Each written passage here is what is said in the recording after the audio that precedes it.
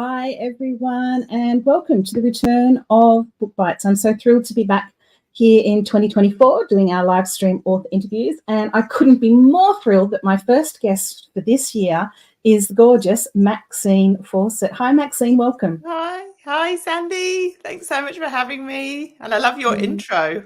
I feel like I'm on a TV show. Well, I like to make it feel a bit special. I had to get a bit of technical help putting that together because technology is not my strong suit. So. Yeah, it's wonderful, though. Loved it. Thank you. Now, I'm very excited to have you here, Maxine, because you and I met back in 2016 when we were both doing a course at what was then the New South Wales Writers' Centre, which is now Writing New South Wales. Back when we were both fresh, starry-eyed writers chasing our publishing deal. So I'm so thrilled that your book has finally come out, which we're going to talk about today. And it is Everything is Perfect. The topic for today is pulling back the curtain, which we'll get into in just a moment. But before we do, I just want to remind our regular viewers that we do have a giveaway with today's session. So for anyone who asks a question or leaves a comment, either now during the live stream or if you are watching this back later, the competition will stay open till midday tomorrow, Saturday. You can win a signed copy of Maxine's book. And I got Maxine to sign it on Wednesday at her launch, which was fabulous. So make sure you do drop in and leave a comment for us. Maxine, debut, how does it feel? Yeah, it's pretty amazing this week. It's Tuesday, Wednesday, day 4 since I first saw my book in a shop out there. I've had an amazing kind of wonderful week so far. It's been kind of like the last kind of 5Ks of a half marathon or something. It's like I've ran and ran and ran and ran and ran, and now it's kind of finally here, and I'm still running. I'm just going with it. So I'm really enjoying it. I had my first event at a bookshop at Berkeley Books last night, and that was a dream come true to actually be sitting in a bookshop talking about words that I've come up with in my head to a room full of people. So thanks, Sandy. It's been really enjoying it so far. Oh, that's fantastic. Yeah. And it'll just get even more and more exciting as you go along this journey. Julie has joined us today. Hi, Julie. Lovely to see you today. Now, we're talking about pulling back the curtain. So kind of revealing what's hidden behind those closed doors that maybe we don't often talk about. And I wanted to ask you, did you set out to write about the daily minutiae of life to expose a broader truth, or was that quite by accident that happened? It might have been, it's kind of half and half, I think. I've always loved to write down things that are bugging me and things that are going through my head, because it just clears space, I think, for other stuff. And if you keep things in there for too long, it's not healthy. So the one way I cope with doing that is to write everything down. And I started writing thoughts about being in my early mid 40s, into a notebook, and it spiraled from then, really. So it was actually stuff I was actually scared of saying out loud that I wrote down, and then that's where it started. So I was looking around at what was going on around me and the women that I knew and women that I even didn't know that I saw walking around, just wondering what was inside of them and what things they'd been holding on to, for a long time. So I think that was the starting point. How scary was that then? I mean, to write it down in your own diary or your journal is one thing. To then put it into a book that's going to come out in the world for everybody to read. How scary was that? I felt quite vulnerable about that. But maybe that's why it resonates with people. Cassie is a fictional character. It's somebody I've written her, but actually sometimes I don't know if I sometimes like her that much. It's kind of a love-hate relationship there. But it was actually there's parts when I was writing this book that were actually quite petrifying to write down, things I had to admit to myself. And then maybe that's just got me through to the end. It's kind of like a therapy session that's available for the world to read. So, I was talking the other night at my launch about her being behind me, like this character being behind me, kind of talking to me about this. So that's what I felt like I was doing. But, there was also issues that had come from things I've thought about in the last few years, for sure. Yeah. Mm-hmm. I'm just going to come back to that in a minute. I'm just going to say, hi, Kylie. Nice of you to join us. Kylie's one of our regulars here. And Julie has a comment that she knows that feeling when you want to say something, but you can't. Yeah. Some of the less scary things that were put into the book, and we'll come to the scarier stuff in just a moment, that I think probably any woman, particularly any mother, can relate to. And there were so many moments where I found myself having a little chuckle to myself because I could see myself in that. And things like Cassie's talking about how she's made dinner for the family. The husband comes home late from work, hasn't told her. And isn't my husband to a T? And that she's made this food for the people she loved that no one's going to eat.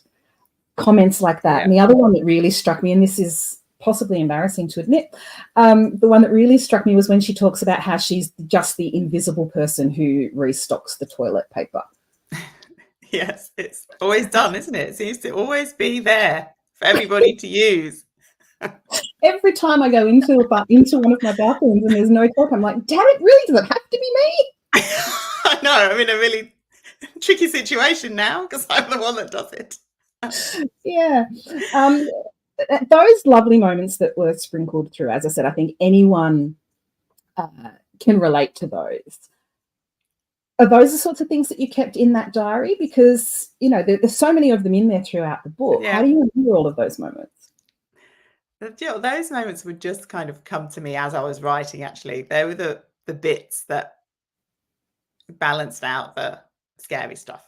They were the bits that I've kind of just made me laugh in that kind of way of, which so many women, I think, relate to, is that whole invisible work part of life. And, even though I made them funny, to be honest, let's think about that. Let's restructure that again. Even though I made them funny, they are quite annoying and niggly. And, and if they build up too much, you could actually get really quite annoyed by it, really. So, that's the thing I didn't write down, but we're just still in my head of, for goodness sake, I've gone back to the kitchen again and it looks like this, which, somebody did say to me the other day, well, thank goodness that there is a mess in the house. Because, I do think of one day when the children have left home and it's very quiet. I try to remind myself of this, going, one day they're not going to be here and this is all going to be spotless and I'm actually going to be a bit lonely then. So that's what I say to myself to make myself feel better. I don't know if it'll be spotless because I think sometimes the husband's just as responsible as the children. Yeah, for some of those things. Yeah, exactly. Tiny bit more spotless. Yeah. I'm just going to address Kylie's left a comment here that it's been ages since she's seen Alive. Yes, Kylie, it actually ties in very nicely to the chat that we're having. And that comes down to the fact that sometimes life just gets in the way, right? With women and mothers and wives, that sometimes we don't get to do the things that we want to do. And Cassie is struggling with that a bit, isn't she? Yes, definitely. She feels, the things that she used to love to do when she was a younger woman. I got the chapters back to when she's in her early 20s, and she does refer to that a lot because she's looking back at the traveling she used to do and the fun she used to be having with her friends, and how free she used to be. And now she finds herself in a situation where she's had to give up her career temporarily and doesn't really know what to do about that. So she's in this kind of, it's like a perfect cocktail of anxiety, I think, in her mid-40s. Yeah, of always putting other people first, apart from herself, which is one of the reasons she implodes. Yeah. Speaking of Cassie imploding, we've mentioned that those small relatable moments that any of us, can recognise ourselves in. But you take Cassie a little bit further than that. You really do take her right to the edge. And I would suggest that at some points you've pushed her over the edge in this story. And once people read the story, they'll know which bits I'm referring to. How did you know how far to push her? That you had gone far enough or that you needed to go further? How did you choose which boundaries she would and wouldn't cross? Yes. I think anything to do with the children, I knew that she wouldn't not willingly cross any boundaries to do with them. It was all to do with Chris and how her feelings just gradually build up around him. She would do anything I know she'd do anything for her kids. And, which was the guilt around that she wasn't doing a good enough job, which contributed to her state of mind, really. So there was points when actually I did do a few drafts of those, as we all do, of those, all writers do, of those sections. And I did go over them a few times and then thought, you know what? I have not pushed her further enough in this scene. And then I would think of what is the actually worst thing that could happen right now. And then at one point that you're talking about, then it went again. I was like, no, let's look at it again. Surely there's something worse than that she could be doing now. But and she was. So I did give that probably 4 or 5 go-overs. And it was actually right at the end of one of the last edits that I added the final piece to that scene, to that puzzle in there. So, and I did look at it and think, is this going to be the bit that breaks her? I kind of did see that as a pivotal point in the book of when she, anyway, it's hard to talk about it, but when she pushed it to that far, that was kind of her undoing, I think, that moment. Yeah, it was a really interesting read in that regard, because on one level she's completely relatable and I saw so much of myself in her. Yes. But on another level, there were things that she did that it was almost like watching a car crash that you can't turn away from. Like, you don't want to see it, but you kind of have to just to see what was going to happen. And those were bits that, I couldn't relate to in that sense. But I think that's the beauty of this, because I think you have to push those characters to those edges to make us go, oh, hang on a second. Otherwise, we're just watching paint dry, really, aren't we? Yeah, exactly. Yeah, exactly. I wanted people to really work out whether they could be friends with this woman or not. And, and also the mental health aspect of what she was going through. I've always thought about how close we are to, it's a brain chemical change, isn't it? And, what would make a completely sane, logical person behave in ways that are out there? And it doesn't take a lot. And I just wanted to show that, a cocktail of hormones and circumstance and what's going on in our bodies, what's going on in her mind, her changes that she's going through, how this could contribute to really a snapshot in time where she almost lost herself. And if we don't all do that to such an extent, I do think there is times then most of us have found, there's been times when we've had to grasp onto something to stay steady. And I think most people have been at that point, not to the Cass's extent, but and I've been speaking to a lot of women about this book who've actually read it. They were just like, Max, you've written my memoir. How's this? How did you know what was going on inside my head? So minus a couple of scenes, maybe. Yeah. So, but like I said before, it was just, I was just really interested in looking at how far we can go before we break, really. You mentioned Cassie's mental health there, and the fact that she's kind of at that point in time where there's a perfect storm. She's reached a certain age, her hormones are going a little bit crazy. She's been with her husband John, and I'm going to talk about him in just a moment. For 20 years that she's been with John. But there's also some underlying trauma from her childhood that she hasn't dealt with, playing into this as well. And you go back into some of her past in almost a dual timeline situation. Was it always the plan to include those aspects of her past, or is that something that came in later edits? Sandy, I don't think I ever plan anything. I'm not a planner at all. The thought of planning gets me all hot. It actually does get me hot and flustered. So it just kind of naturally happened. I realized that I did want to be talking about and showing the love story between John and Cassie. And then I also wanted to, as I was writing it, I thought, a lot of people have things that have happened to them when they've been younger that they actually do not talk about, that they keep it in, and it goes into a tiny little box somewhere in your chest, in your stomach, wherever it is in your body, and stays there, and you never address it. And I've been listening a lot to Brené Brown and her podcasts on vulnerability and what it means to be middle-aged and midlife. And she basically says that it cannot stay in that box. This is the time it comes out.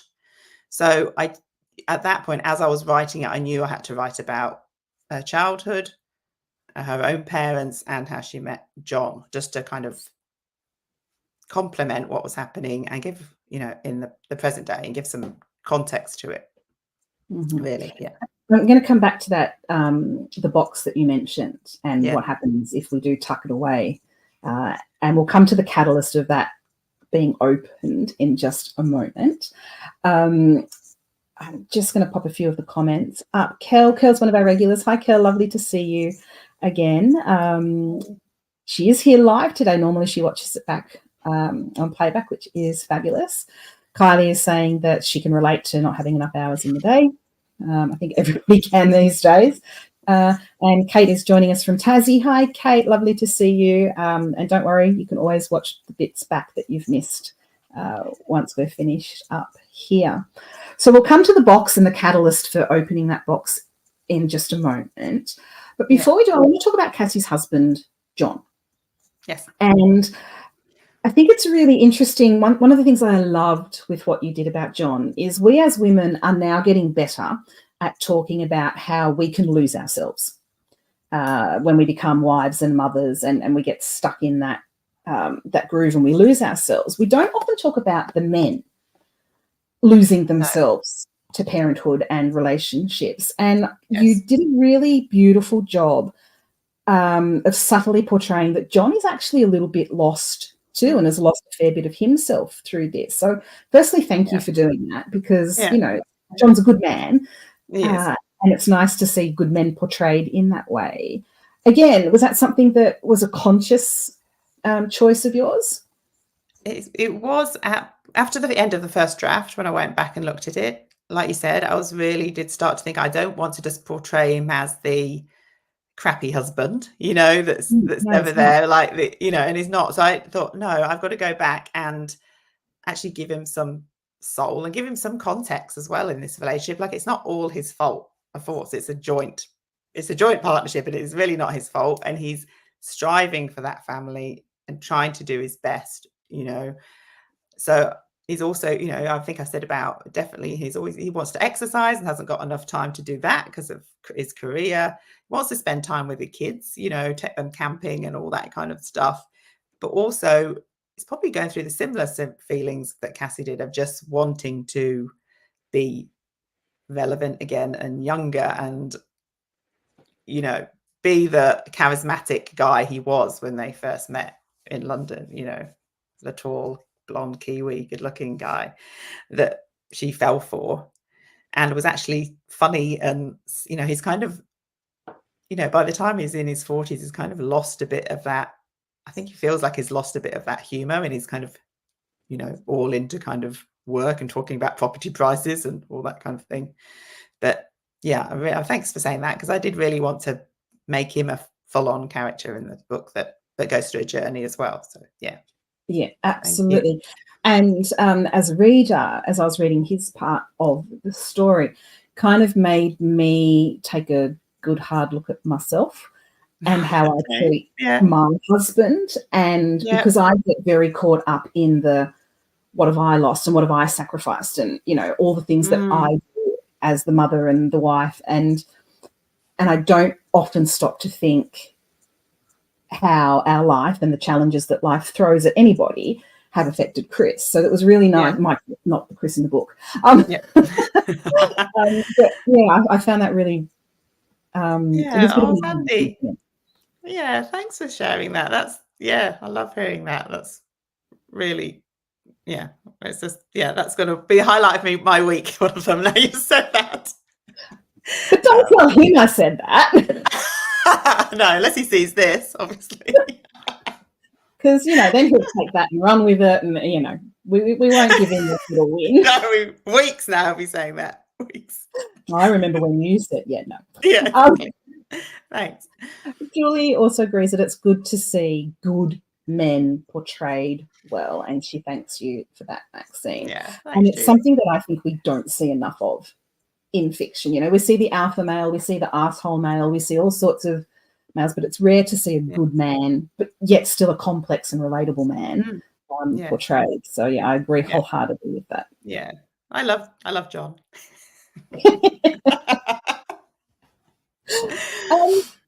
However, there is another man in the book. Ah, yes, yeah. And this brings us to the catalyst that I was talking about. So we've got this perfect storm brewing with Cassie. She's of an age. She's got, children that are buying into this perfect storm, trauma from the past. And then suddenly one day at school pickup or drop off, I can't remember which one it was, this god arrives by the name of Chris. Again, not my Chris in the book. Yes. And I think he's the catalyst that just kind of opens that box that she's tucked away. And he's the thing that starts her on this journey. Where did Chris come from? He was, do you know what? Why I have coffee in the mornings, there is a lot of tradesmen that reverse their utes into the parking spaces. So, write what you know. I am not blind. My husband won't mind me saying this. And, I appreciate a nice looking man. So as I was writing it, I was thinking, right, she does need this look. She needs to be seen again. And Chris was the perfect person to see her for the person that she is, not with all these, the mother and, the wife and all these, all these kind of labels she's been given. He strips back her to being seen. So me and Dax, my husband, actually have had this conversation about, can you actually have a crush on somebody if you're in a relationship? And we've had a good chat about that. And I've actually written an article about it. Actually, it was just really, really fun to write. And, of course, nobody is dead around here yet. We can, like she says, we can all, she hasn't seen somebody like this for the beginning of since she got married. She's, and he definitely does come along at the right time and gives her that look, which is in the first opening 10 pages, gives her, like you said, just sets something off. It sets the fireworks off in her chest. All those feelings she got when she was a teenager, when she was in her early 20s, actually when she met John, all came back in that moment. And it probably didn't even have to be hit, it was just timing that he was there at the moment that she needed that to happen. Yeah. I'm glad you mentioned Dax then, because I was going to ask you, how does your husband feel about the Chris character? And is he a little insecure? Or does he not know about Chris in this book? No, he does. He did help me do the copy edit, actually. So that was the first time he read it. Okay. He went through it. He's very detailed orientated, which is opposite to me, and he's very logical. And he went through every single word, checking for typos when I got that from Penguin, the big printout. And he was kept looking at me going, okay. Then we go back to it again. And we have had conversations about it. So we knew where I got it from. There was a plumber actually that came to our house once, and I opened the front door and Dax was there at the same time. And after he left, he goes, I knew you fancied him. I was like, how did you tell? And he goes, I could just tell. It was your type. I was like, sorry. Nothing wrong with appreciating artwork. No, exactly. He goes, you went all red. So yeah, so no, he was fine with that. We're making Chris in the book sound like this. I mean, he's gorgeous. He's physically gorgeous, but we're making him sound a bit like what we would typically think of, bit up himself, a bit like, I know I'm God's gift to women, but he's not. He's actually also another really nice guy that you have portrayed. And when Cassie does go down the route that she goes down and starts to unravel, I just don't know how to do this without giving spoilers. The way he reacts, I found really interesting. And you're going to have to read it to see how Chris and the people around him react to the way Cassie behaves. Was it important for you that Chris behaved in that particular way without telling our readers and which way that is until they read it? Or did you sort of go back and forth with how he was going to do that? Yeah, there was a point when, I was walking Snoop, my dog, and I suddenly had a big doo moment, which comes like 3/4 of the way through the book on what was going to happen there. And then after I'd thought of that, I went back and looked at all their, how they chatted and interacted through the whole of the first half of the book. And, I did want to portray him as somebody also struggling, obviously with grief from the death of his wife. And I didn't want him to just be a caricature either of a hot guy. I wanted him to have, some empathy from the readers and, to see a way why Cassie would have wanted to kind of take him under her wing. She wanted to rescue him, really, offering to look after his kids so much. And to, she started to feel that she was needed by him. I wanted, that's how, and it just developed through as I was writing it then, after that revelation, that's what would happen. If I can say that without spoiling anything, that's really tricky. It is tricky. I think I've covered it, maybe. Yeah. Oh dear. But I did, sorry, Sandy. It was just, but I did really want to portray his grief, actually, really, and how, he could get how long it takes to move through that. I mean, he's moving through that when they meet, and it's very raw at the beginning. So, I think that was one of the ways that I wanted Cassie to fall for him in that way, rescue her. Yeah, thanks. Julie has very kindly offered to keep my secret about the two different Chris's that we're talking about here today. He doesn't follow me on social media, Julie. We can say whatever we like about my Chris. There's no drama. And he doesn't read my books, so we're good. Has he got tattoos, Sandy? No. Oh, no. Okay, there you go. Totally different. He doesn't look like your Chris either, that I can. But he's my Chris, and I do love him. Exactly. Yeah, exactly. Stacey has joined us. Don't worry, Stacey. It will be there, as you know, to watch back later. Kylie has left a comment that the book sounds very exciting. It is, thanks, Kylie. It's a really good book. Now, Kel's having a dig at me here, Kel. I see you, darling. She's left a message. She doesn't want any spoilers, but she needs to ask, do you like to kill characters off like some other author we know likes to? Thanks, Kel. Can I answer this question? Yeah. It's not crime. Should you kill any characters off? Would you enjoy it? I think I would. Yeah, I think I'd quite like that. Maybe I'll think of that next time. It's fun. I would get devastated. Yeah, devastated, don't you? Devastated when a good character dies in anything. It's awful. I love it. It's that you love, I guess, in that twisted kind of way. Yeah. Yeah. Okay, maybe I'll think of that next time. Oh dear. Okay, we've got a comment here from Stacey. The book is on her to be read pile. That's fantastic. Thanks, Stacey. And Julie, just one or two is okay. I'm assuming this means pieces of artwork to look at. shall we say, Julie? Is that correct? Oh dear. And Kate is happy that BookBites is back. So am I, Kate. It's been far too long. Last year, I had a daughter doing HSC and all sorts of things going on. It was just too big. She's going to have to get her hands on a copy of Maxine's book. I think it'll make a really good book club read, actually, because there's so much going on in there with Cassie's journey, as well as Chris and John, that would spark a lot of debate, because there would be people who would have different moral compasses in that regard. So I think it would be a great debate for a book club.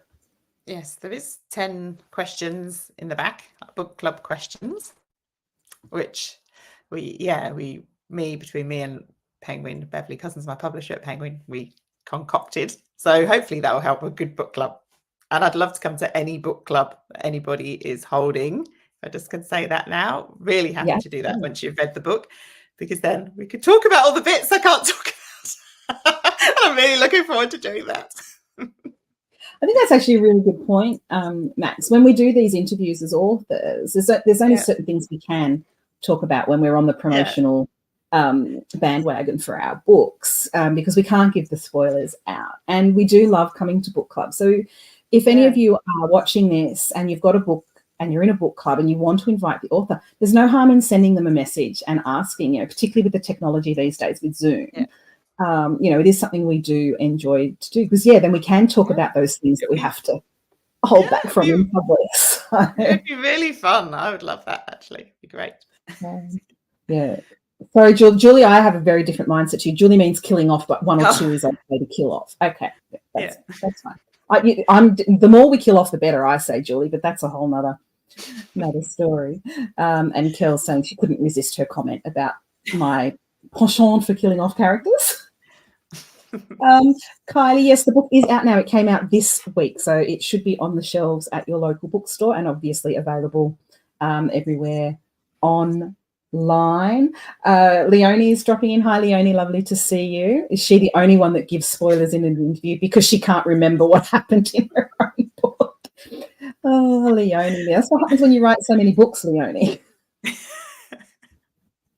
I think Leonie's up to 7 or 8 now. So Leonie plus all of her other ones under Laney. Okay. So all right, we are getting to the end of our interview. I'm going to pop up Maxine's contact details for you all if you want to find Maxine online. Throw in any last questions that you have for Maxine into the comments. Obviously, Maxine, and this will be a question you get asked a lot now that you are a published author. You talk about this beautiful book, everything is perfect, and then somebody says, what's next? Yeah, exactly. That's always the interesting question, isn't it?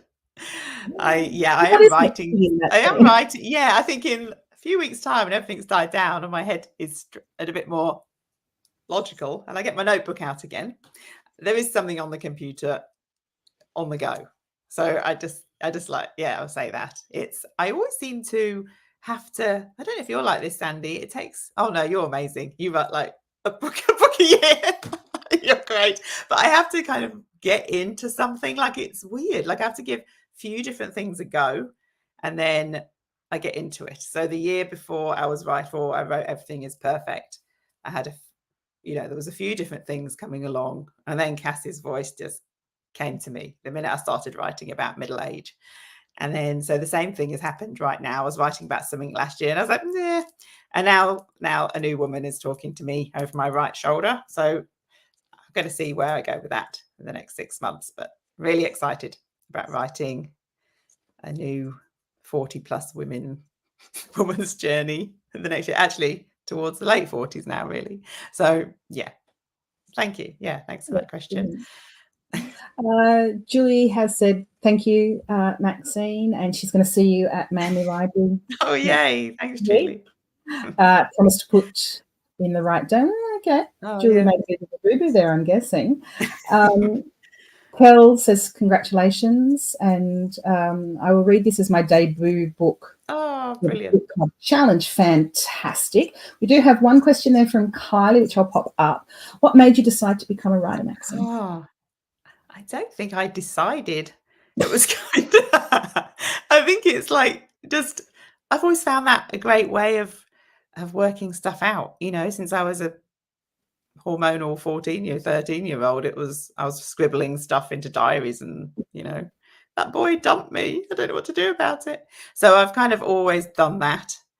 But, you know, I've written short stories and things for a long time. So I suppose the decision came, you know, 12 years ago. And I thought, oh, let's see if I can write something longer than 1,500 words. And yeah, so that was the moment I thought, let's just give this a go. Yeah, so hopefully that's answered that question. But it was kind of like a gradual build up to that moment, I think. A 15-year build up. Yeah. Yes. Overnight success over 15 years. Yes. Oh, dear. Thank you so much for joining me, Maxine. I'm so pleased that you were my first guest. Brilliant. Yeah. And I can't help but think back to those it was Wednesday nights, wasn't it? Wednesday nights at New South Wales Writers Centre when we were it was dark. Was it winter time? And it was dark. It was definitely dark. Yeah, and it was all blustery out there. And we sat in our little room with a notepad and pen. I'm so glad I met you in that course. That was, really special. It was. So thank you for that.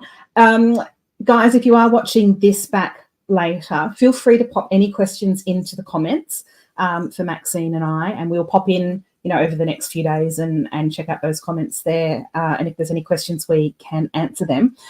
Heads up for next week. I'm interviewing Sasha Wolseley next week, and some of you will know exactly what the topic of that is going to be, which I'll reveal next week. But just so you know, she's on WA time, so we're actually going to do it an hour later, so it will be 1:30 Sydney time for those of you who do drop into the live stream that we do. Congratulations from Kylie, and a thank you for the chat. Have a good weekend. And Joe Spears, who will be a guest in a future episode, also thanking us for the lovely chat. So have a lovely weekend, everybody. And thanks for joining us with BookBites coming back. Thanks, Maxine. Thanks, Sandy.